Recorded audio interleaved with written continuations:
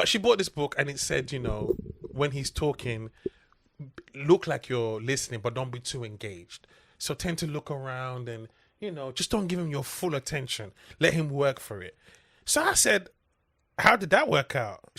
And before she even said what happened, I said, wasn't he like, are you listening? And she's like, that's the first thing he asked me. Are you listening? And she was like, she just realized some of these things are not practical. Some of these things. To be fair, though, she said it was a guinea pig date. You know that ones where you're like, what? Ain't no much riding on this. Let's try things, Bro, at the end of the day, yeah, this concept of how we approach dating each other and like dealing between men and women and so on, it starts with so much bad faith. People are starting from such a place of, I don't want to get screwed over. I'm already thinking the worst of you, and basically, that's no way to start off an interaction with anybody. Especially when you're not really ever going to get the best out of them. It's just a date, bro. Like, he can fail on the day, and that's fine. He didn't have to pass.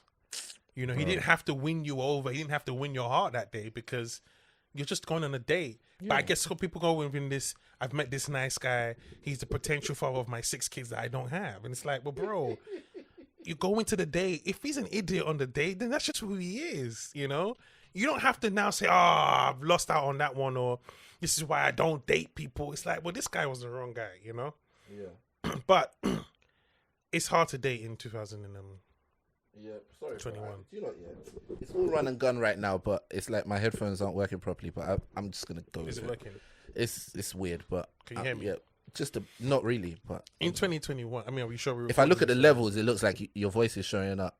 Speak again, please. At least as long as it's recording, I don't mind. Yeah, it's recording. We'll fix it in post. I think it's difficult to date in this era. It's funny, I was talking to my friends today, and I was like, our parents met at 19, 18. Yeah. And that was it, man. There was no... I dated your dad for 2 months, then I met Josh, and then we moved on to that. Then I came back to your dad. There was none of that. Bro. I don't think my mom had any other boyfriends.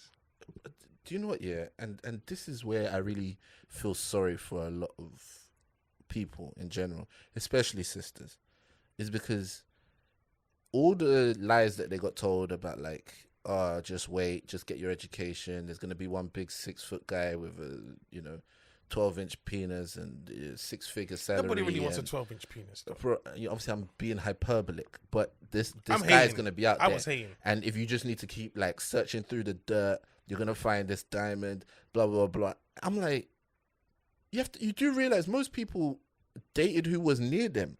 If they were in your town, you saw somebody, you found the best-looking person in your town. Now, all of you are looking on the same internet, the same dudes, and all it's given is the people at the top the opportunity to skim everybody. Everybody. All those guys that have the 6 figures now, they don't even need to be in your city. They can just be on the move. So when they're in your city, they'll run through you and then be like, I'm on business, I'm moving, and then run through somebody else. So it's like... It's a dirty game, yo. It's a dirty game, yo. Bro, we don't even need to work for that two-part chord. It's a dirty game, yo. Bro, give them the opening to Hearts of I can't give them the full, because Tupac speaks really fast. Yeah, he does. But he comes out and he says, hey, yo, Quick, which is reference to DJ Quick. Yeah. When I told you I was going to get a job, I told you I was going to do. Okay. I going to start digging to this nigga's chest, right? Yeah. He goes, yo, Quick, give me the blockers, man. Give me the blockers. Then he goes, turn around, nigga, grab your bullet because to be the fast one. Now, me and Quick when he showed the niggas on this side, on this side, the real side. Now, give me rounds in the eyes because it just goes into a matter. But it keeps your eyes on the prize because the right get tricky. He says, basically, he's saying you got some people on your side that they say you're your friends, but they're your enemies. Then you got guys that say they're your enemies, but in real life, they're your eyes is on your money. Then you got some motherfuckers that be there, but they're like, they don't really choose. It's a dirty game, y'all. You're going to be careful about who you fuck with and who you don't want to fuck with. Keep your mind on your riches, baby. Keep your mind on your riches, baby. And the first was 911 and send emergency. Cows tried to murder me. Hey, bro, he was basically just saying, bro, because that opening's been in my head. It's everything I've been seeing this past week. I've been like, it's a dirty game, y'all. It's a dirty game, y'all. You want to hear extra trivia on that song? Go on, drop it. The sample for the song is Richard Pryor. Of course it is, my guy. He says, no hearts for the righteous. I was about 6 gangs. He said there was only one gang in his. There's like 6 gangs in his town. I was in everyone. This is the one that was always winning. Whichever gang that was winning, that's my side. He said one time he got into a fight and he said he put his hands up and went, man, put your hands down. Like he can't fight. But in the background, Quickie's just sampling that. Yeah. And it's amazing because he used that again for another song called Tupac in the Late Night. So I started to realize, these musicians don't just go. It's amazing. I learned this in a sense where quite a few rappers have many. used Richard Pryor. Dolomite had been sampled. Just he's talking or just all them. Richard, they got all those. Where did Richard Pryor? I feel like it was in Real Motherfucking G's by Eazy-E. Probably. I don't know the Eazy-E. In his face. Boy, you should have known, but I feel like I can hear. Right. And then I know. Bro. Anyway, let me not get into that because then I'll be trying to dig out. Tupac was gonna use a Richard Pryor sample for I think it was for Dear Mama. He used on the original song. It was what's her name? Yo-Yo had a song. Okay. What you say? You can't. Nothing will be nothing about a woman. And then Thingy goes, "What you say about my mama?" Which is what Richard Pryor. I mean, that was the sample for the chorus. Nice. But he needed clearance from that. Oh. Guess who you needed clearance from for the yo-yo part? Who? Ice Cube. Guess what Ice Cube said? What? No. So when he came back, the guy was like, "Man, this song's about to be a hit." Pac was like, "We can't even make it." He goes, "Why not?" He goes, "They didn't clear the sample." He said, "Bun that. We're just gonna use the "You Are Appreciated." Just leave that on there. Yeah. And that became a bigger hit. A big hit. So it's just funny how you heard the story of these things. I'm telling you, bro, you know all the trivia, and that's why I love hearing your Tupac trivia for real. But the whole point was we were trying to get to it's a dirty game, yo. It's a but dirty it's like game. what you were saying, it's a dirty game. It is a dirty game, bro, because like the fact that a lot of people are being tricked, like I think it's called the paradox of choice. It's like you give somebody like 2 options, 3 options, 5 options. That's great. They got to choose song. You give somebody like 2 million options, you get. But I've spent 2 hours watching Netflix. When I say watching Netflix, I mean that's what I mean. Just scrolling. Just scrolling. And why am I scrolling? There's too much choice. Too much. If Netflix had 2 movies, I better decide. I bet I decide. I'll flip the coin on there. Say, I gotta go with this. Netflix should have a binary option where they only show you 2 options. You pick one of the 2. But they don't mind because again, like you said, it's a chance for them at the top to scheme everybody. Because they want you to be confused. Because you're still on the platform for 2 hours. Yeah. And eventually, if you do say, you know what, I'm just gonna watch Training Day again. That's another hour and 40 minutes. Yeah. And then they can hit you with the "Don't just leave yet. Do you want to watch this?" You should turn around to them and say, "You saw me struggle for 3 hours to pick one film. Finally got to pick the film. Watch that for 2 hours, and now you're like, do you want to watch this?" No. Do you remember on the plane when like everyone had to watch the same movie at the same time? No way. When was this? You don't remember, bro? No. When the TVs used to flip down, they'd show the movie on there. You turn the audio channel to like 15. That's the movie one. Everyone puts their headphones in, and they tell you that the movie's going to be showing in like 1 hour's time or whatever it is. That was a long time ago. It was a long time ago, but I remember it as a kid, and I remember that you watched that movie. Now I'll be scrolling through the thing trying to see if they got Chappelle Show on there. Like they ain't gonna have Chappelle Show, bro. Sometimes, but they only have 3 episodes. You're pissed off because it's not. I don't know about you. I'm a very anxious flyer. Yeah, I'm not a flyer. It's not my thing. Yeah. I love it, bro. Right. Oh. But I do it because I have to travel. How did you go to Australia, bro? Business class and first class, rude boy. Does business class help you fly? Does it like it help to Australia? It did. If I had to do coach or economy to Australia, I'd have cried. I'd have cried at one point. But in terms of when I've cried, in terms of you feeling like you're a nervous flyer, do you feel better in more luxury? Business class killed the nerves. Oh, okay. As money's good, yo. Your money is good because no, you know what it was? It's only because of the experience prior. Okay. I'd never flown business class before. Okay. So when I got to the airport, I'd save my little money for that airport breakfast. That's going to cost you £11.50. Done know. Come on. I'd save that bro, little money. You've been putting that aside. Like, my airport breakfast, though? Hey, airport breakfast is important. And by the way, one thing I love about airports is it don't actually have to be the same restaurant. If they have a good breakfast going, airport breakfast usually just bangs in it. Bro, somehow. You can't really lose. When they give you that fake ass knife, they don't cut that in because they don't want you to take it on the plane and hijack I it. went to the Weatherspoons. You know when they bring the baked beans in the little shot glass? You're supposed to shot the baked beans. Just, Let me get 2 more of those. Usher, let me get 2 more of those. Man, bring babies in a shot glass, you know. But the bacon and the sausage and the little bread always bangs. Get your little tea. You're set for the flight, you know. Of course. I also have to bang out the toilet as well, because I don't really like to fly. Bro, this one, the routine is there. You feel me? We ain't flown together before, have we? No, we haven't. No. We have Amsterdam, bro. Okay, yeah, we did. So when we did that, we had the little breakfast. Yeah. But this time it's We were running around trying to look for breakfast. Remember, we almost missed the flight. them man were late, innit? Bro, But remember, let's never get to I remember the flight was gonna get delayed anyway because of the weather. Yeah. Bro, I'm never doing that again. I don't like flying when they say the weather's a bit dodgy, but we can fly. And I'm like, nah, we can't. So anyway, I get to Heathrow. Yeah. And I'm about to do my little breakfast thing. Yeah. Something just said the lounge. Because when we were business class. Yeah. I said, let me just try a thing. You know, black people, we're going to try a thing. Of course. What do you mean? It might not work out. That's but what the thing is for, is to be tried. I know men that are trying to think with coach economy classes, tickets. Go to the lounge. Oh, I can't come in here. Okay. Oh, swear down. So what? Where do I need to? Where do I need to go? Where do I need to go? Oh, in the hall with everybody else. Yeah. Hoping that just come in. They're just hoping for anything. So I get there, give them my ticket. They do a little doop. Thank you. Come this way. So I went in and I wrote material about this because I'd never been in a lounge before. Okay. Ola, free food, bro. But here's the maddest thing: didn't bang as much as the 11th hour one. No, it didn't. Nah, bro, I love free food, bro. I know. The free food be banging. That's what made it bang. Yeah. It was free. Yeah, of course. Plus, because it was Etihad, it was already their little bacon, not bacon sausages, the halal chicken thing. sausages and stuff like that. It wasn't what I wanted. Yeah. But it was free. Okay. There was a massive fridge. You know when you walk into the off license, of course, you see bro. a fridge of drinks. What do you mean? Of course, bro. I just said to myself, "There's no way this is free." Bro, I went over to the woman. I said, "Excuse me, are these drinks free?" She goes, "Yes, everything in the lounge is complimentary." Yeah, bro. You never ask, is it free? This is me. Is it free? I don't know what complimentary means. Bro, you have to ask. That's how you don't want to know. embarrass yourself in these You places. have to say complimentary. Is it complimentary? Yeah. Yes, okay. But, then it's I like, he's just not a thought broke to nigga. He myself, just wants to know. Yeah. If you ask if it's free, they're like, oh, I ain't been there before. But look, you know what we were talking about today? Be yourself in these places, bro. For real, I'm though. not from this world. You For real, understand? though. I was being you treated. should have asked for a toothpick as well. Oh, look, I was shocked. There was a bottle of Moet in there. This is so I could just pop champagne. This is 6 a.m. She goes, yeah. Yeah. Add some So orange juice on that. all of that made me so excited. Yeah. For my plane. Then you get the announcement. If you're in business class, you can board now, please.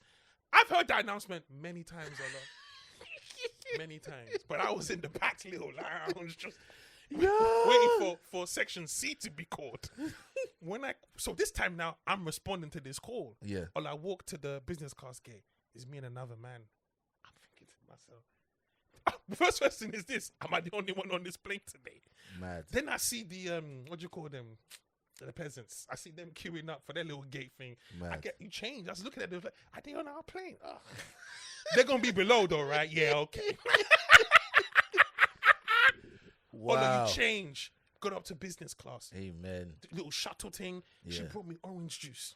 Wow. I was confused. So I had to get over that first before I realized I was in the plane. When I realized that this is bullshit was when we got to Dubai. Yeah. We got to Abu Dhabi first. Okay. 8-hour flight. Yeah. Jump on the plane to go to Australia. Still business class. Yeah. Captain comes on. It's going to be a 14-hour flight. I said 14. God. I just did 8. Bro, you said like you came out. I just did an 8 straight. It's almost like I just got released and they caught me on some 2-year crime and said you got to do another 14. So I was just like, man. So on the way back, I had those nerves. Yeah. Thinking, man, I know it's business class, but 14 all the way to Abu Dhabi. Yeah. Not looking forward to this. I don't care if it's a night flight because I can't sleep on planes either. You can't see. Well, you need to know how to take that shot of Henny. You know what, Ola? I need to figure something out. I need to figure something out. I get to the airport this time. I'm giving you the whole game plan, bro. Okay, so shot of Henny? The Henny is free. So you get the Henny, bro. Take a couple shots of Henny, bro. The sleep you sleep Henny, is something by the else. way.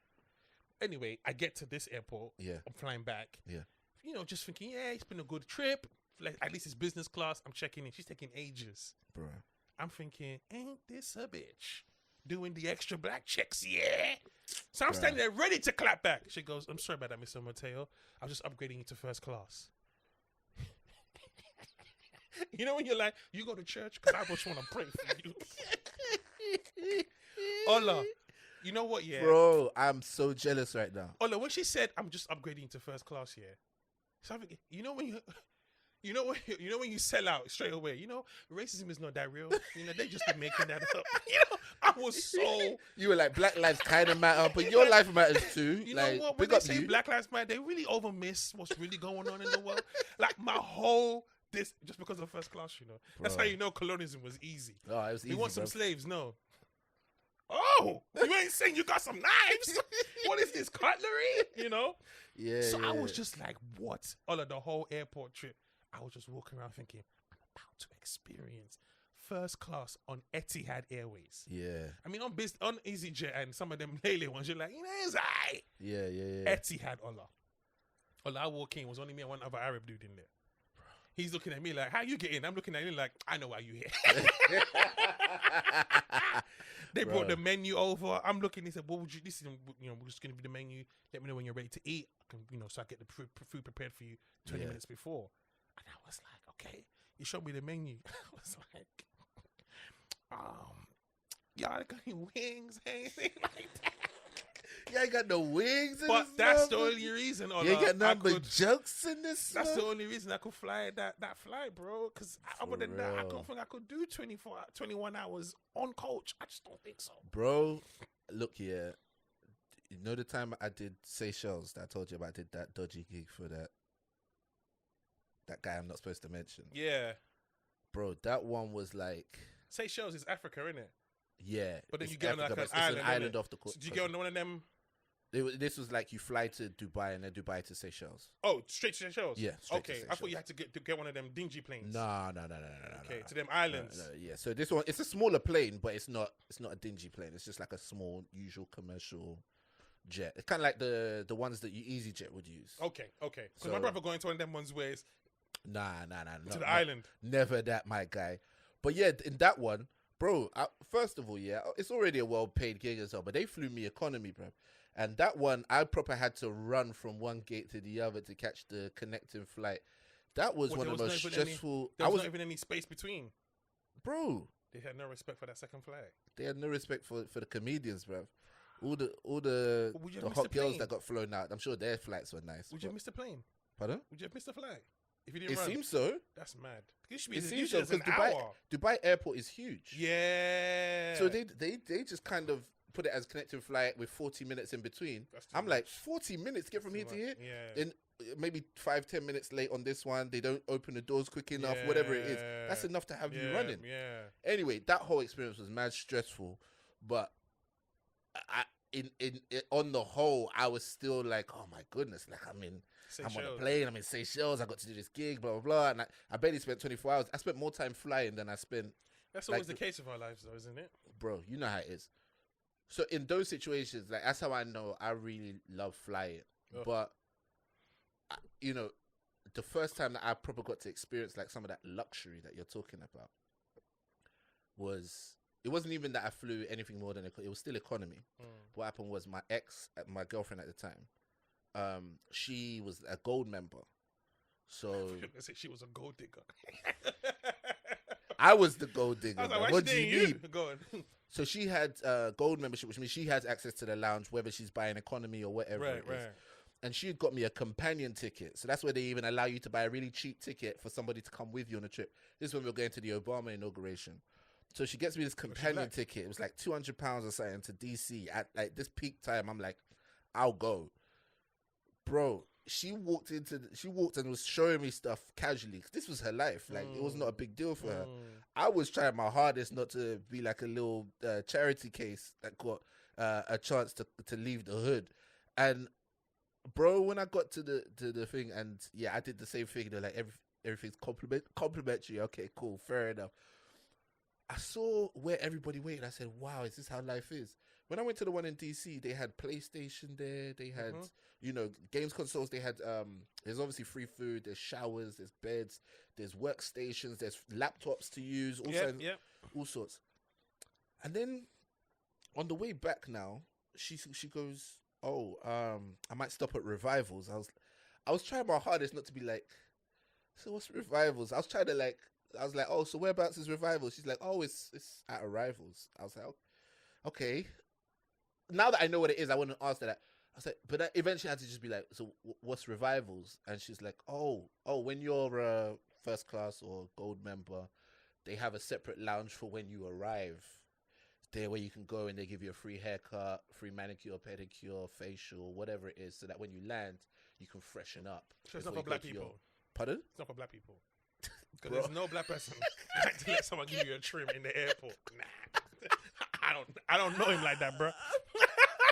But you never know. That is They a might have mad one of the risk. man them in there with That the is clippers. a mad risk. That's a gamble black people are When not they give willing- you that black men Heathrow are not hairline, willing- bro. We've seen a cheat at the airport. Bro. The guy let the airport barber. Can you Bro. imagine that banter on ends? Are you trimmed you? Now what it was, yeah, like obviously in the airport, you're done in the ends. I after said you that. got a receding airline. You see, you don't even want to. You don't want A that. receding You know, airline. everyone Come on, starts bro. calling Give you me my over. props on that one, bro. Receding airline. Can you see that? Yeah. That's you're done in the ends. Everybody's bro. like this. Hey, man went to the airport barber, you know. I got that. Man got the Man got clippers the in the Heathrow airport. You know? Man haircut, went to go bro. get his Heathrow. They'll start saying you couldn't go ends. Well, was chicken not working? You know what I mean? You just Bruh. have to take the heat because you know if there's just one little line out of place, Bro, that's it's a it, gamble. man. But yeah, I was just like, I was like, this must be what it is when girls get like a rich guy to take them out and they start getting tripped over small stuff. I comported myself. Obviously, I carried myself. But I just told myself in my head, "I'm more in this life. Get money, man." Would you fly first class of your own money though? It's tough to say. It's tough It to is, say because it's a lot of money. when I see the numbers, I still can't get my head around handing Yeah. over that much money for Yeah. one flight. Yeah.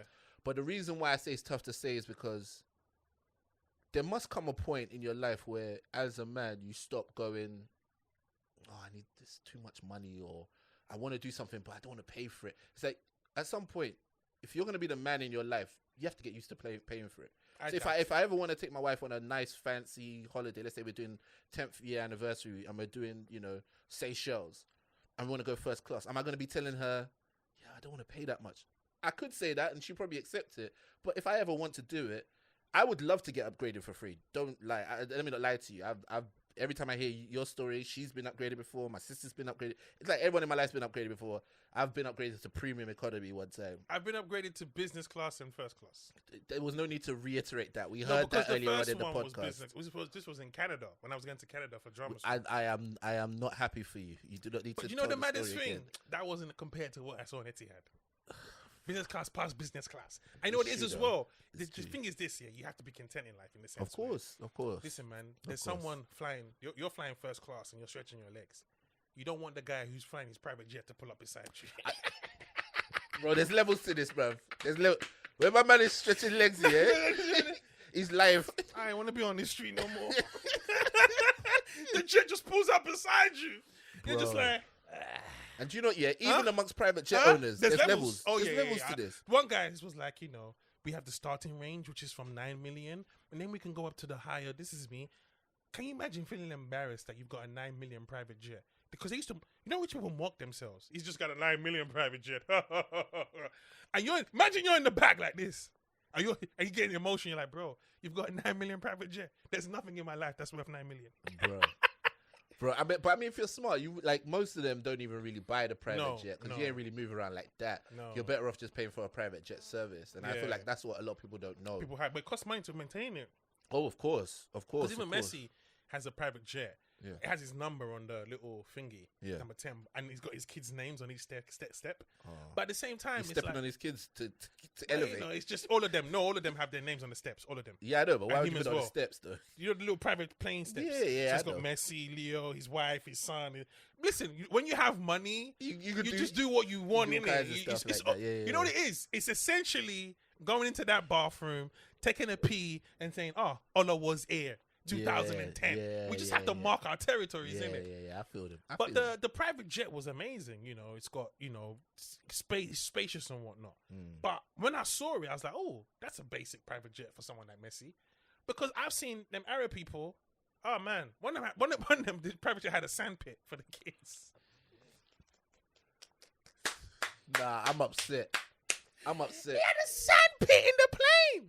A sandpit. Yeah, one woman, she was so rich. Yeah, she flew out. No, to but wait, one- no. Go We on. ain't gonna skip over this sandpit though. Ola, what can I say? You know when they're stressing you to get on the plane, I they tell you that your know. bag is overweight. Wait, yeah, they got a And some people are sandpit. putting It was sand in artificial. their plane But no, for their kids to play You know, in. Arabs. I think Arabs win with luxury. As in terms of race and people, I think they win with luxury. Bro, Because some of the planes, some of the things they were putting on their planes, like gold taps for the toilet. It's like, what? bro, The bedrooms and the luxury space they had in there. they called exhibit to come and do pimp my plane, bruv. and putting you remember Pimp My Ride? They used to have all sorts of nonsense. One guy put a bowling alley in the back of his car. None of those cars were ever. Did you ever see any of those cars on road? They never on Auto Trader, bro. I was never stopping traffic. Oh, that's that brother that did the Pimp My Ride car. Bro, it was all fake. Did you It was know all that? fake, yeah. It was all fake. TV show, innit? Yeah. But anyway, the whole point is like some of the stuff they're putting on these plays. It's got. At what point is it ridiculous, man? We're trying to get from A to B here. No, it's not. It's not ridiculous though. To put sandpit on the plane. The ridiculous thing is they have the money. I mean, Hold there's on, money, but then... let me tell you something. Yeah, if you have the money, listen. Yeah, if I had the money, like stupid money, Yeah. and I'm flying from I don't know England to Australia. Listen, it is boredom because I'm like this. You know what?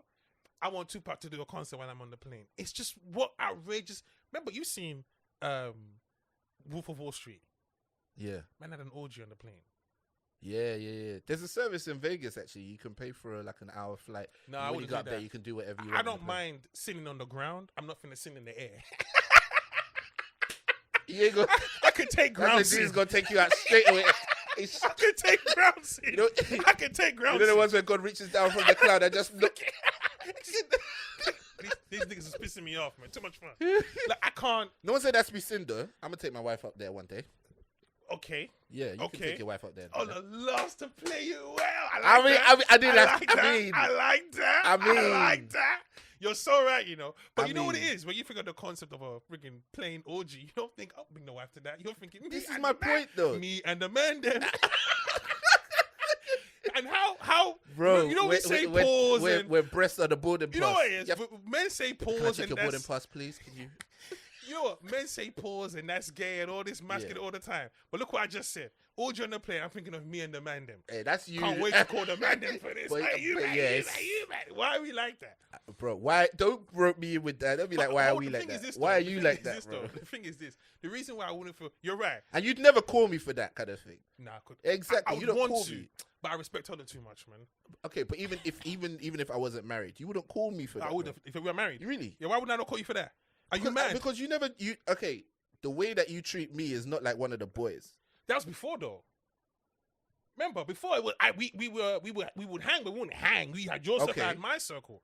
Okay. But if I had a party now and everything, I would call you down.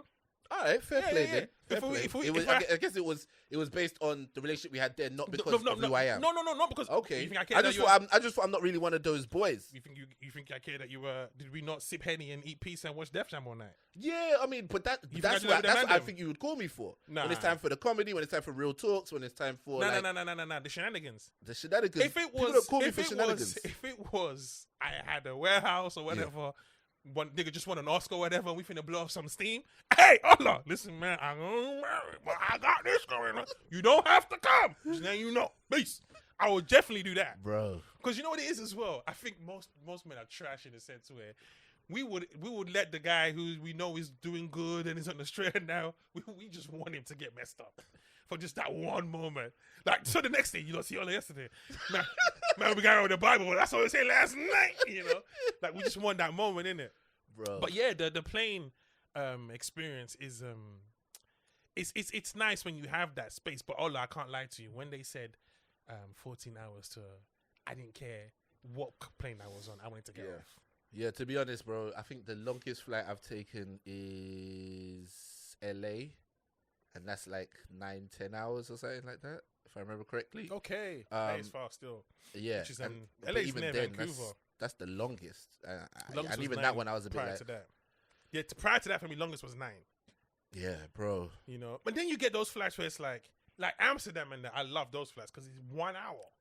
You're in the air, next thing you know, the captain's descending. But I also learned a lot about flying. Yeah. How if you're going to Amsterdam, they don't actually climb to a mad height.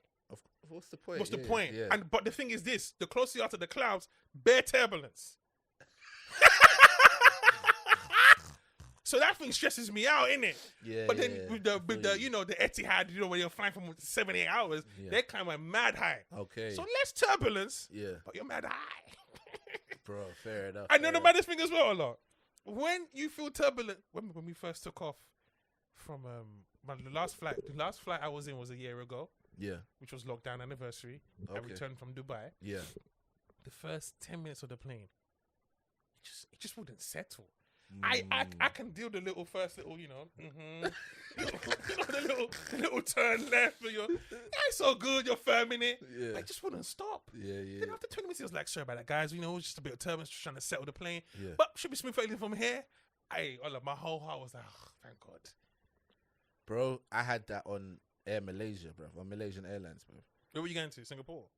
I think it might have actually been to Kuala Lumpur. It might have been to Malaysia. Have you been to Singapore? Yeah. Okay. So I did when I did that tour. I went to Thailand for a quick holiday with the missus. Then from Thailand to Kuala Lumpur. Then we went to Singapore. Went back to Kuala Lumpur and then headed home from there back to Dubai. I didn't thought Kuala Lumpur was a real place, you know.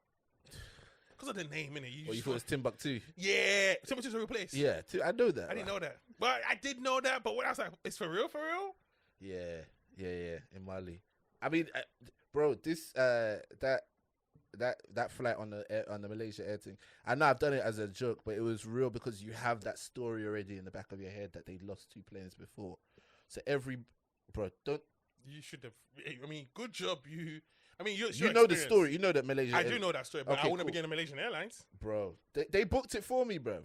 Yeah, they wouldn't have booked that for me. Well, you would have told them, nah, don't. I ain't coming for the gig. Book a flight that returns. Or flight that returns. Book a flight. I would have said, no, I want a return flight. Remember when they lost those 2 planes? Yeah, bro, this is it. So it's like if you got that negativity in your head, every bump you feel, you're like, oh, this how could you lose a plane, bro. That goes to show you how scary the sea is, though. Well, you remember that footballer, Cardiff? They Yeah, signed him, bro. And that's why I said to myself, in this life, just be careful what you wish for, innit? And just be content. Because the truth is, yeah, this was his time, innit? He was moving from a French club to come and play in the Premier League. Yeah. And they just didn't do right by him in the sense where you got to give him a better plane than what they gave him. And he was texting people, you know, this doesn't look good. It's not looking good. And then he was able, and that's the mad thing about today, we can communicate these things now. And they had to go and find his plane. Again, shout out to, the rescue teams. That's a big job, man. They had to swim the channel and they find the plane parts. Bro. But yeah, man, I remember because someone that flew a lot, yeah, it hit me hard, man. Bro, do you know the one that always sat on my chest was the Leah, because that crazy. one, we have the music video to show for it. The one they shot in the Bahamas, right? Yeah. So it's like,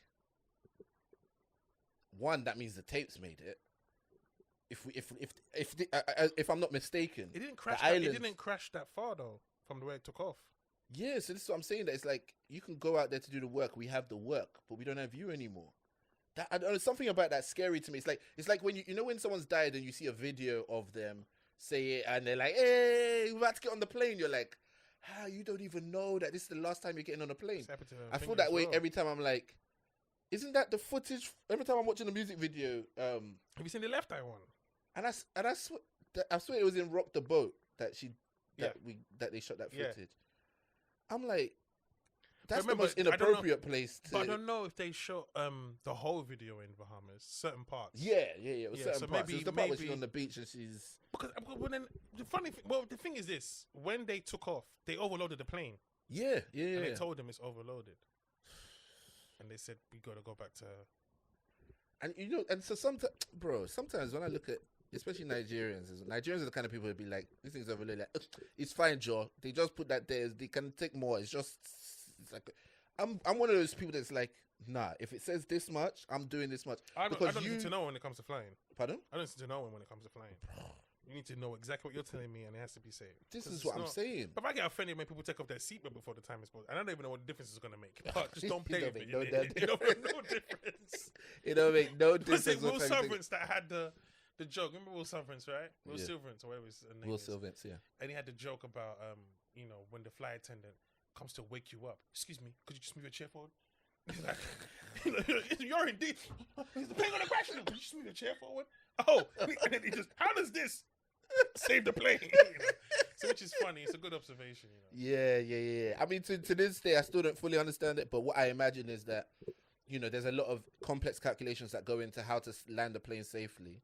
And they need to be able to mathematically model how a plane's weight's going to be distributed and so on, and how people move, and so that if all of those calculations are done in a way that's consistent, they can consistently land planes.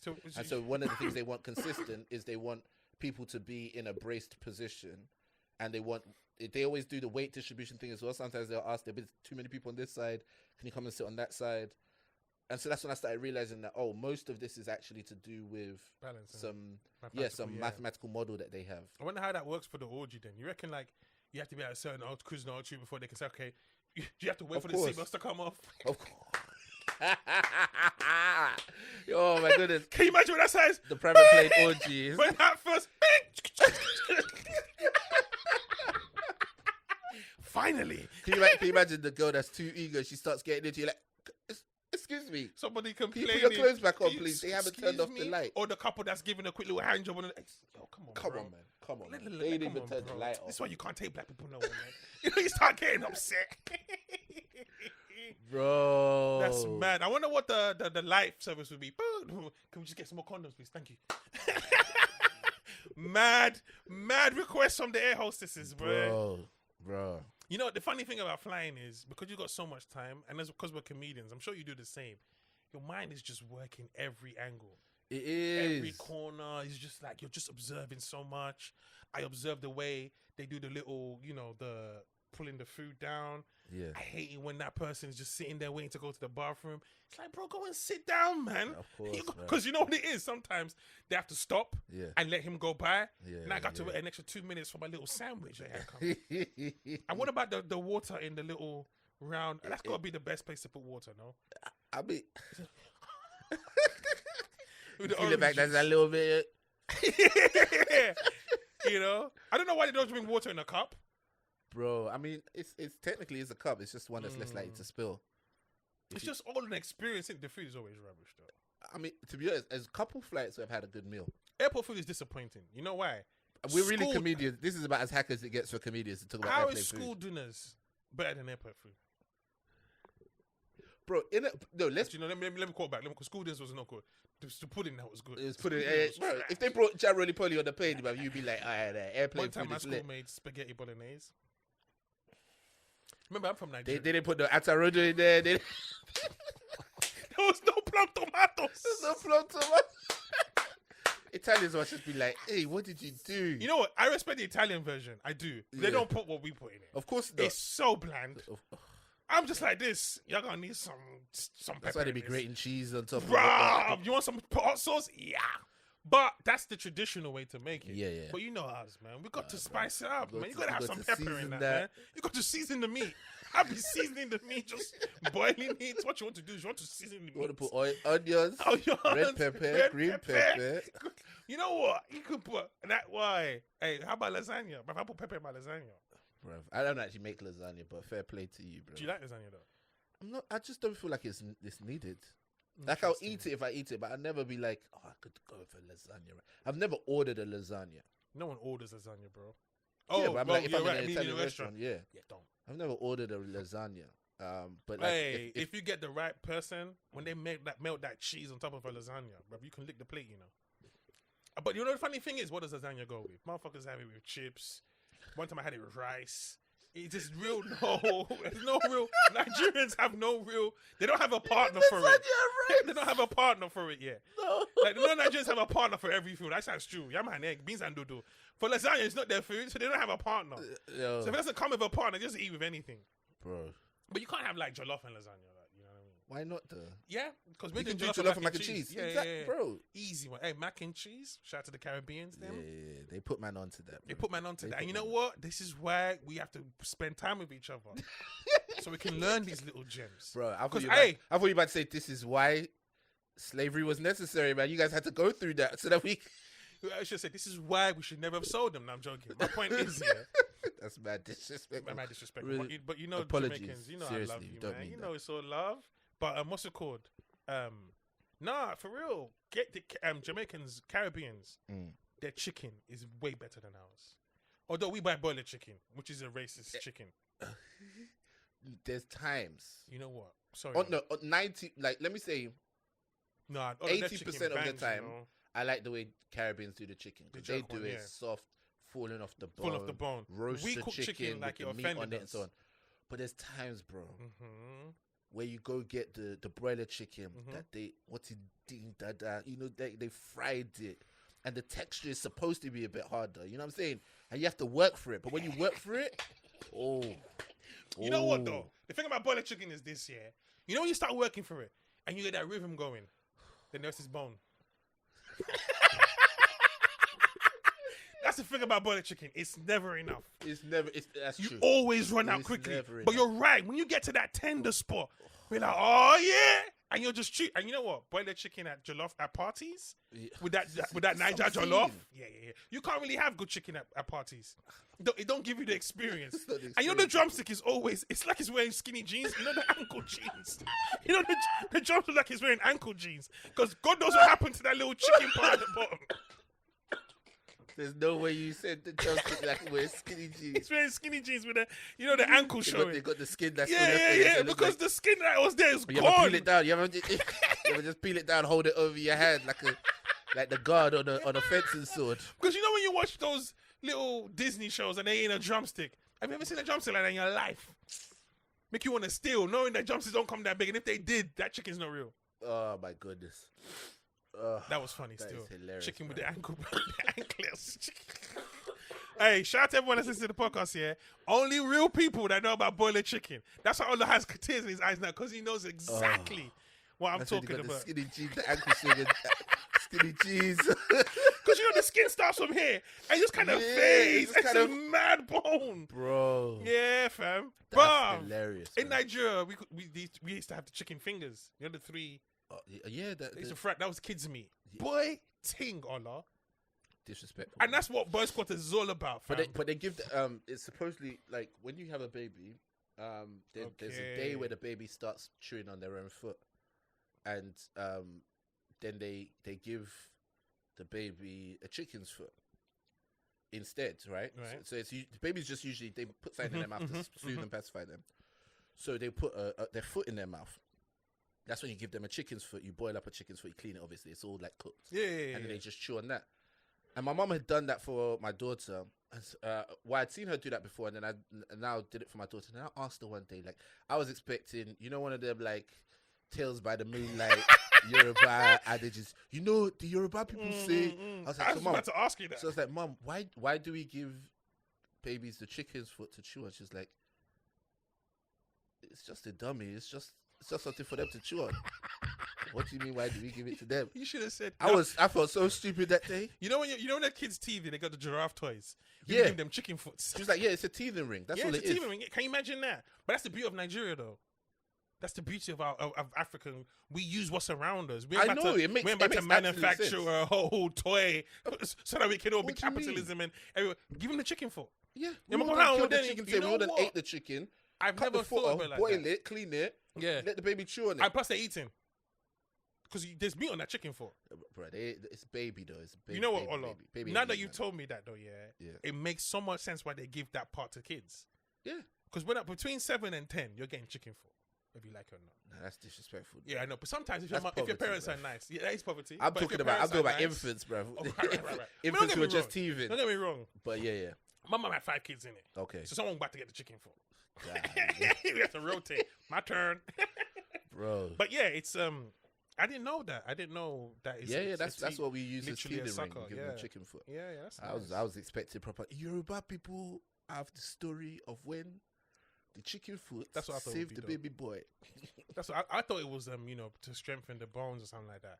But I didn't know it was literally a teething instrument. That's good though. Yeah, bro, for I real, like man. stuff We like got that. solutions.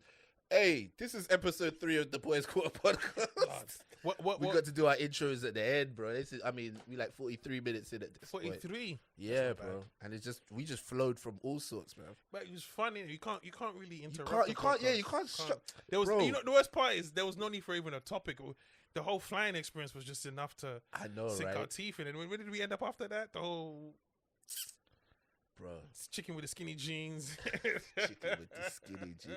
I have to clip that up. I have. That You is know what? funny. You know what's making me? It's because I've been cooking so much, and that's the beauty of being a comedian.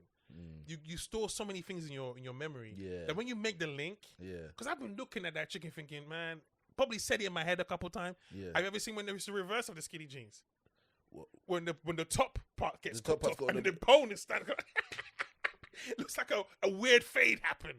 Yeah. So I've seen it both ways. Yeah. The right ones, I like the other one. You know, like you said, but you can hold it. I don't like it when the top one's gone off. Yeah. But I think when you're boiling chicken, it just Naturally, yeah. Like if you cut it there, it's most likely that's where the skin's gonna retract. okay, From the top, okay. Because you And cut so it, they at the top of the drumstick when it meets the thigh. Once you cut So that, they the cut skin's it, gonna roll back. Bruv, when they cut a chicken in front of you, and you just realize that's the thigh, that's the breast I'm shouting about, or that's the.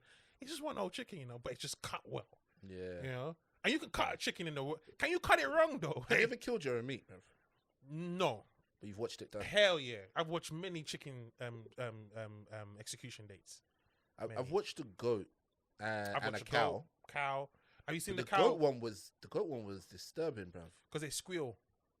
Yeah, and the maggots that came out the body when it was dead. I just remember I was too young for that, bruv. I can't say I'm too young because to be But I honest, didn't know what like, maggot was kids- until. Yeah, that's what I'm saying. I didn't know what it was, but it looked absolutely repulsive. Why were maggots in it? Because that's what happens to dead bodies. Huh? That's what happens to dead bodies. Oh, so it wasn't something we were gonna cook. It was something we were gonna cook. So they've slit its throat. They've let it basically drain out for a while, and then they've started like butchering it. But like in the process of butchering it, you know, this was done outside as well. So remember, this is in the heat. So at some point, the maggots in its gut start crawling out and whatnot, and you know they've cut the leg off, taken it inside to go and do something, go and start cleaning it, I guess. And as a kid, I go outside and I go and check on old Billy Goat's gruff out here, and I see the maggots coming out the insides. I wasn't ready for that. You know what's mad about that situation? I didn't realize the effort that my aunties were going through to kill a whole goat or chicken and start cleaning the food, meat, washing the meat. I think Nigerians use this thing. I can't remember what it's called. It's like a stone, Yeah. limestone or something like that. Lime something. Lime. They use it in its solid form. Yeah. Put that in. I never thought of that. You know what I'm saying? I didn't think Yeah. because well, not then. And even so now, I never thought it because I just go and get my chicken from Tesco's. Of course. But my auntie could literally kill a chicken. When they kill it, they chop off the head in it. Yeah. And let it run around. Yeah. That's where the phrase from like a headless chicken came from. Because they can still run. Because they still run. Yeah. But bloody hell, it was disturbing. Because blood was squirting out the head. Yeah. And we were just like, oh my God, my aunties and they were laughing. Yeah. But then they pluck the feathers. Yeah. They put it in hot water. Yep. And you know the maddest thing, and this is why it's so important to experience the world. Yeah. As a kid, I came from England. You understand? Bruv, I went to pluck feathers, rude boy. Auntie, can I do? No, you're British, you're gonna sit down. They will never let you do it. Yeah. But there was something I need to pull a feather off. Bro. You just wanted to get involved. I wanted to go fetch water, bro. I don't know why I thought that You was didn't fetch exciting. water? Pardon? You must have fetched water. While I you were there, did. though. I wanted to go do it because it seemed exciting to me. yeah. Like, Did you do the everyone well? seemed like they were having fun. No, it wasn't even work. It was Because they like won't let you do the well, someone did had they? a borehole and Okay. like, it was Did like you do the going pump? for- I think there was like they didn't let me pump, but it was like I could Why? fill up a little 2 You know the litre worst bottle. thing? How old were you? No, this was when I was like I must have been like 7. Okay, that's fair. Yeah, like I just wanted to get involved because it looked like everyone was like But you everyone's know going to go what? and fetch water. The I'm like, let me reason- go and fetch water. The reason why they need to get you involved, you're 7. Yeah. They try and baby you. No, I want to. They're not from here. They're not from here. They try and protect you from that. Yeah. Meanwhile, the 7-year-old kid who's from there, Bro. he's lifting 2 buckets, Bro, bringing it home. they gave me. I feel disrespected now when I think back to it. They gave me a little 2 litre bottle like that. I proper still carried it on my head like I was doing something, bro. That's still good. 'Cause I wanted to get involved. Yeah, but I saw them carrying the whole big bucket on their head. my God. I took the 2 litre one, put it on my head like this. I've carried stuff on my head because I went to boarding school, innit? Yeah. But when you see, bruv, when them aunties used to do it, they get the thing. Yeah, They you wrap wrap it, put it on the, their yeah. head. I mean, their head must have been flat. The way they used to balance it. And then you just see, that's how a lot of women got pregnant. Because they hold it with one hand and they rotate the hips. Man, like this, hey, auntie, when you finish with the water, let me help you with the, you know. That's where those vibes come from. Because it's, hey, sexy, bro. I ain't going to lie to you. Fetching water and then Bro, balancing on their head and bringing it back. Yeah, it gives you a certain posture, I guess. Yeah, and it gives you a certain, you just see the figure. When you know? they do when they do like finishing school for people for like young women in like upper echelon society, they get them to balance a book on their head and learn to walk like that. because it gives you posture, Gives you and posture, grace yeah. as you walk. So these women are doing this naturally. They with had big- their shoulders. Their Bro. shoulders were high, and because they had to balance it, Yeah. sometimes you put one hand on it. Bro, but then you that have one to- hand is turning you on, It bro. is. You know the why? way the way you're acting properly. You know why? If as you're well? not on the Patreon to watch the video, yeah, I'm sorry for you because the way Funmbi is acting out this one Do you know hand. why, up- Ola, as well? Yeah, because they'll put the one hand there. Then Yeah. this other hand has to come out a certain way so you can walk Okay. and your whole body's aligned. All right, Because you can't walk with two hands. you on your can't. head. No, no, no, It's no. just not practical. Looking like fella. Or Superman trying to take off. So unless it's heavy and you're just rushing home, Yeah. it's not. But when those aunties do that, like, okay, Marie Lola, they turn around, you're like, and it's rapper.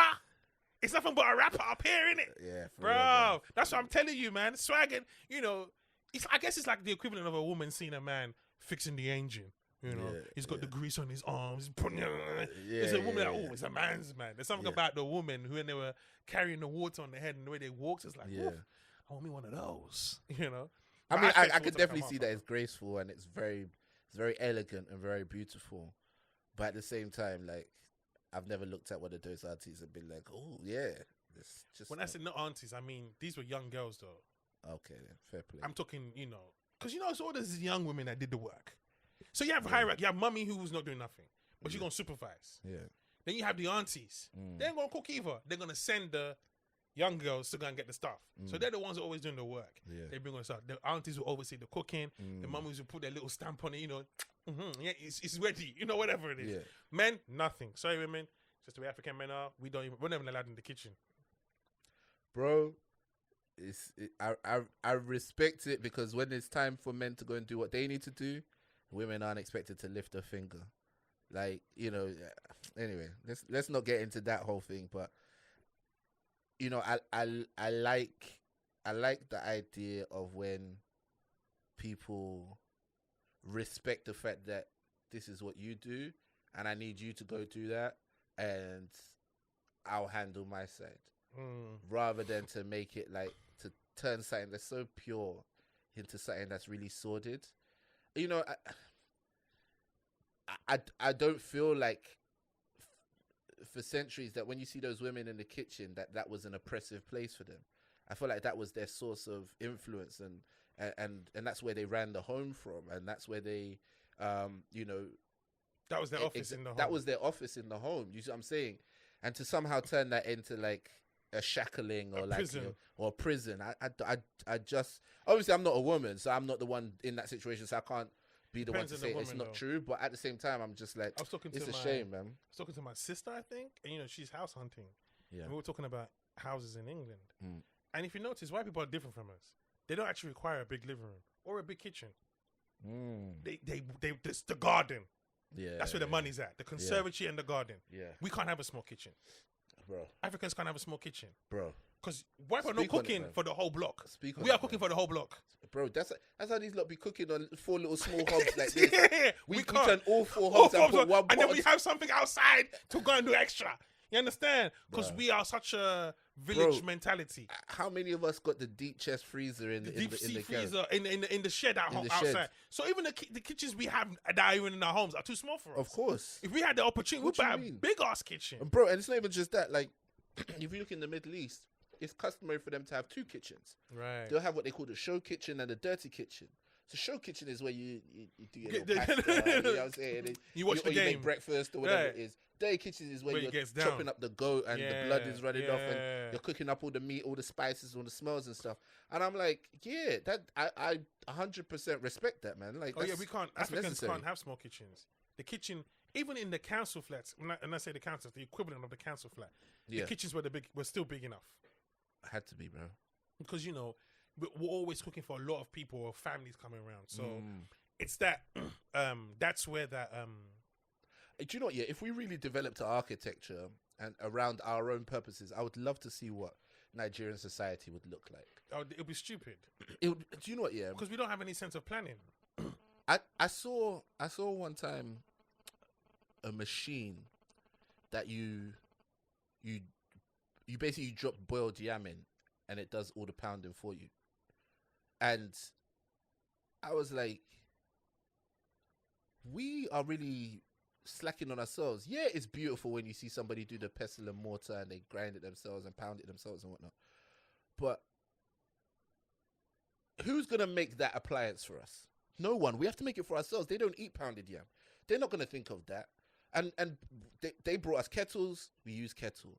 They brought us cooking hobs with gas and so on. We use that. They bring us toaster. We learn how to use toaster. But at some point, we're gonna have to start saying, for our foods, we need to create some new appliances. There's no reason why every Nigerian home shouldn't have that big old machine that I saw where they were dropping it in and the pound yam came out smooth because the machine did it. I think that's beautiful. Nigerians will buy it though. This the thing. One, it will become a rich people thing, and they'll try and separate it from themselves from the poor people. Yeah. Then the poor people will clap back with, well, it's not as authentic as the beating of the pounded jam. Yeah. Which I'm telling you now, if you said to me in the booker, how would you like your pounded jam, machine or pound? Machine's going to be 5 minutes, pound's going to be 20 minutes. I'm waiting 20 minutes. Do you know what it is? But I respect that, and there's a value in things being done by hand. But let's also respect the fact that we still use washing machines. You see what I'm saying? In Nigeria. Like, some people have started getting washing machines. Majority of that country is washing by hand. But washing by hand is... But that's poverty for them, though. But what I'm saying is that, like, here, do you still wash by hand? Do you have the option to? I have the option to, but no. I don't. But you don't, right? I live in England. So at least have the option. But I don't think it's good it for us, should be though. on the market, even if I hear you. Even if only 60% of homes use it. You're right, but if you think about it, in Nigeria, to have a telephone's a luxury, and I mean a landline. If you had a landline in those days, but in those days, in those days, only landline. Yeah, you have to go and receive call. Yeah, because he had a landline, bro. And those things, we now make those things. I was talking to a friend the other day. Do you know how much Rabina costs in Nigeria? How much? About £5. Mad. Yeah. And by the way, I said to him, it's only because they know we look at their products. Rabina, this is me. When's the last time you drank Rabina? Exactly. Winter time. It was winter time. I wanted the hot Ribena. Message me. Can you send me? Do you have McDonald's? And you're just like, Once you send McDonald's. No, or when they look at when they're fascinated. Yeah. Or if you go to Nigeria and they bring you Five Alive. Yeah. And you're like to them, you do realize I never drink this in England. Bro, Five Alive died over here, went to Nigeria to go become a superstar. Five Alive is rated. You know, Five Alive means you're giving them premium juice. Oh, bro, and that stuff ain't got but 12% concentrate juice in that. When was the last time you drank Five Alive? Do you know what? Yeah, do you know what hurts me about Nigeria as well? Is the fact that we have access to so many fruits, especially tropical fruits, and we just don't have like a proper juicing culture of just like just get fresh fruits and make a juice. Imagine out of it. That in Nigeria, I know some people do it, but I'm saying that it's not enough. Was the first time I had pineapple. Remember when you live in England, you don't. As a kid, it was sweets and ice cream.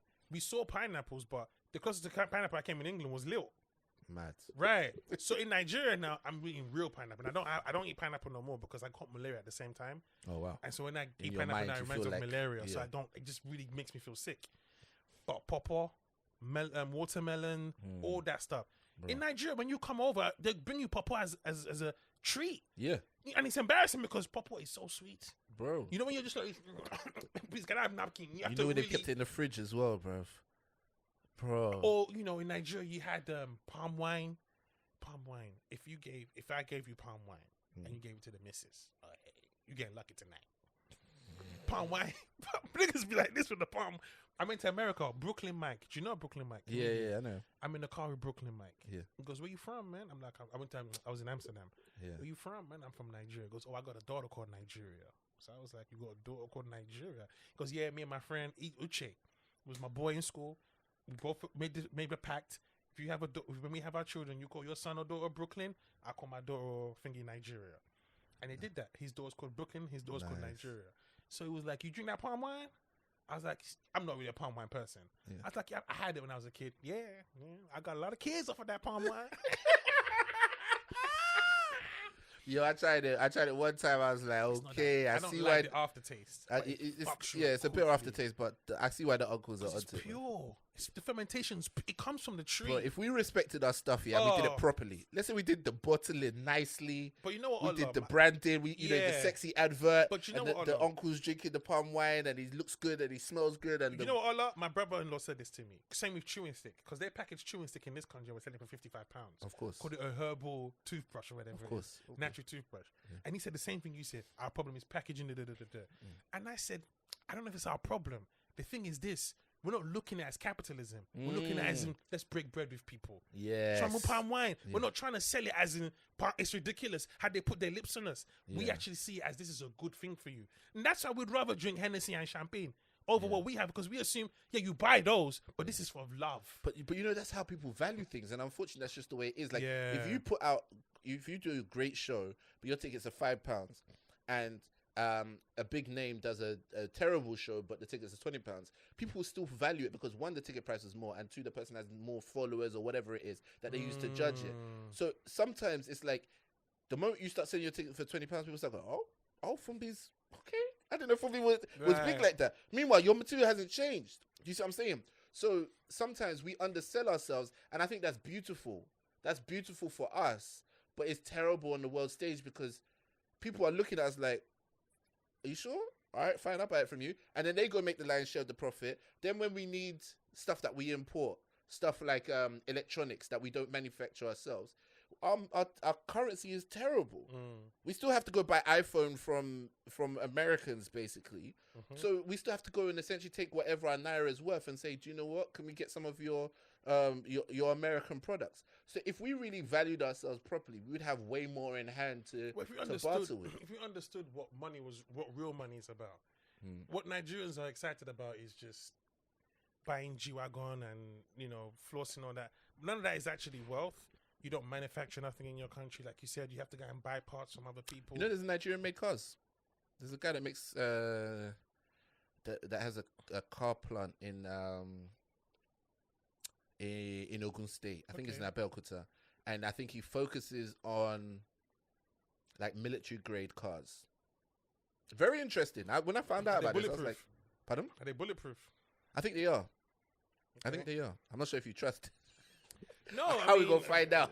You know what? Again, let me say this. I was saying to my brother how, in this country, I would go to a small town, and you've done the same, Norfolk, or one of those stations outside where you've never been before. Yeah. And where are you playing? In the local theatre. Yeah. Yeah. You don't know what plays. You've never been there before. You don't even understand how this place is still running. Yep. And you're not even using the main theatre. You're using the little wine room that they've created for it. Yeah. Meanwhile, there's 6 other plays going on in that place. And that place is fine. Yeah. I did this in Didcot Parkway. Yeah. I thought Didcot Parkway was one of them places you don't go to. I didn't know it was a middle class town. Bro. And that's the problem. They spread wealth around this country. You know, they said they're going to move the finance office, the UK government's finance office, up to Darlington or something. Imagine like that. So the people in Darlington are going to get jobs. Or even if they don't get the jobs, the people from down here who work for the finance office, they will go up there and start renting properties. They've got this income. Yeah. And also all the landlords are making money. Yeah. Well, that's what's happening in Hackney. Yeah, we need to spread that wealth around and spread the education around as well. Spread the basics around. Yeah. It doesn't have to be all big, whiskey, Davido. There's a reason why in this country you have small bands that can open up at Glastonbury or V Festival, because you need those people. If the whole night was just Ed Sheeran, no one's going to make money. Yeah. Because one, you book Ed Sheeran, you didn't book anybody else. So people are just going to come for Ed Sheeran and bounce. But you realize, make Ed Sheeran the headliner. Yeah. But we can still put a little mix on. Yeah. Sometimes we were at V Festival, you'd run back in because Thingy set is on. And I'm just talking Rampage. Yeah. Or whoever the nice little so-so that on in the small tent. Oh, I'm going to lose my mind in that place. Yeah. While I'm waiting, many times I've even waited for the headline and be like, some people leave. I'm tired. I can't wait. You've enjoyed most of the night. The headline doesn't even get the best. So what I'm saying is, in a sense where there's so much potential in Nigeria in terms of festivals, and I'm just saying from what we do, from what we've seen, festivals, these things bring money back. When I was doing the V festivals, it was the people around the community doing security. Yeah. They're the ones that come and work for security. It's not real security people. So all of these things create jobs, our big issue is we're never content. It's always, we celebrate the Dangotes and the Fasholas, people with big money. Yeah. We so much emphasis on them. Yeah. There's no hero mentality. You know, in England, they will pick out a hero for the guy who walked in his backyard and raised 10 grand for charity. Yeah. We don't celebrate that side of the story. It's always, hey, my wote me. Yeah. It's too much. I respect that. I see what you're saying. 100%. Everyone's a hero. Yeah. You know, they will put on a story. And today we want to talk about Ola and his wife, who since lockdown were doing cakes for the elderly. Yeah. And everybody has a sense of, oh, that's just beautiful. Whereas us, we celebrate when, you know, Dangote word and drop 20K on them. But do you know what the upside of this is? Is that when we create stars, they're real stars. You know what I'm saying? So it's like, here's what I'm gonna say. Because I won't use Nigeria for a second. I'll use America and then I'll bring it back to Nigeria. You see, like, in the difference between our comedy scenes. On our side, we kind of take everybody can be a hero approach. Everybody gets 20 minutes. Everybody's respected. You know, everybody can make a living. We can also be professional comics. Whereas in America, it's like, it's clearly geared more towards stars. There are rooms where everybody can do the same amount of time, but most of the big clubs on the road, a headliner does an hour. He brings an opening act who does 10, 15 minutes before him. So the idea is you open for somebody as a chance to get on the road, get your chops up, and you build your own following until you can start headlining some C clubs and B clubs. You build up more of a following to the point where you can sell enough tickets to headline an A club. You get booked to headline A clubs. You bring an opener on the road, that kind of thing, right? So even if you're an opener for somebody in an A club, you might be a headliner in a C club and doing an hour there. Money, yeah. So what happens is you get guys who build real followings and become real stars because they've been put in that way. Whereas most of us who go around doing this 20 minutes, it's beautiful because all of us get to earn a living. Most people show up for the comedy club. They don't need to know who you are. And so that allows all of us to stay in the middle. But how many of us ever actually go on to have our own following? You have to jump off the circuit. You can do the circuit till you die if you're not careful. The ones who actually become a star are the ones who go and make their own audience, right? But yes, so I'm saying in Nigeria, the idea is not to be a star, though. For some people, it is though. Which is fair enough. Yeah. For everyone, it is. Yeah. But the truth is this: you don't have to be a star. You don't have to. That's true. And that's what I mean in Nigeria. We don't have to be a star. I think we've gone too far to the extreme. Yeah. But like WizKid is a star. Like he goes everywhere. He has an audience. He can sell. He does his own thing. But do you realize that comes a generational talent? It's like everybody. It's like it's because people don't show you. For every Michael Jackson, there's probably 1 million people that didn't make it. I won't say 1 million, but like 1 million people in that era that didn't make it to his level. Okay, fair play. In that era, 1 million people that tried that time. I'm gonna be the next Michael Jackson. Never got even close. And you know what someone said in the NBA? He said to make it in the NBA is impossible. Just because you can play basketball, not mean nothing. Because you're competing with some of the best ballers. Some people get into the NBA and go into the G League immediately. Yeah. And they've been drafted the #1 pick and you never hear of them. Yeah. Because the stakes are so high. But you can still play basketball. You can go abroad. Yeah. So many Americans go to China. Yeah. Now, here's the thing. If you're an American basketball player, they didn't make it in America. What do we think in England? The moment they think you're American, they think you can do 360 dunks. Yeah. It's all about how you tailor, like you said, you pattern the thing. Yeah. And that's what Nigeria doesn't have. Yeah. An alternative. If I'm not WizKid, then what am I going to do? And to be honest, I think that fuels a lot of our approaches to money, where it's like, I have to make it because otherwise I have to make it big. And yeah. So that's why people are willing to go do crime or whatever. Right. It is. Like, I got to make it there's no middle road for me to make it and still kind of gain the respect. And live comfortably. And live comfortably. Meanwhile, if you're a backing vocalist for Usher, let's just say Usher. Yeah. And that's high. If you're a backing vocalist for Genuine, yeah, you at least making... You can live for the year. Yeah. If you're a backing vocalist for Usher, you're doing good. If you're a backing vocalist for Beyonce, Mariah Carey, what's her name, Rihanna, or one of their dancers, but when Michael Jackson, the dancers, when they got the This Is It gig, they all got mortgages because they were like, "This is it." On that point, this is it. We need to wrap up the pod, man. Okay. Hey, this was dope. This was fun as usual, fun, man. Where can the people find you, bro? At Funmbi always. We ain't gonna have to shout this out every single. We not for the new It's listeners. a reminder, you know. It's for the reminder at Funmbi. We got some things coming through. Pay attention to the grind, and thank you for supporting the podcast. Make sure you comment, engage, let us know. You know if Ola's mic needs to be attached to the thing, and we can make those adjustments. But you know, it's always love. Thanks for listening. All right, man. Ola the comedian on everything. Join the Patreon, patreon.com/olathecomedian. Yes. From as little as £3 a month, you can support financially towards what we're doing here, what we're building. We're trying to build a whole new different business structure. We're trying to skip out the gatekeepers. We're trying to get the content directly to those of you who want to see it. And as a business, we appreciate you valuing that with your coins. God bless you all, man. Stay blessed. Thank you.